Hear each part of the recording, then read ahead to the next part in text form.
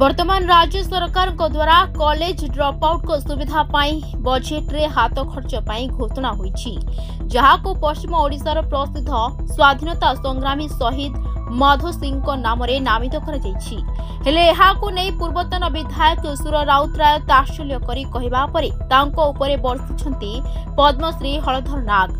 माधो सिंह किए से केउ राज्यर बोली जटणी पूर्वतन विधायक सुर राउतराय कहिबार भिजुआल सोशल मीडिया रे वायरल होइतला और जहाको नै क्षोभ प्रकाश करिसंती हलधर नाग। तेबे पूर्वतन विधायकक आखि नाही ना से केवल पूर्व तट को ओडिशा बोली भाबंती एवं पश्चिमांचल को बोधे ओडिशार अंश बोली भाबुनाहांती बोली प्रश्न करिसंती हलधर नाग। गोटे परिवार 5 जन व्यक्तित्व स्वाधीनता संग्राम रे झास दे निज जन्ममाटी घिंसर माटीर गौरवान्वित करथिले, किंतु तांको विषय एपरी मंतव्य दे सुर राउतराय तांको अपमानित करिसंती।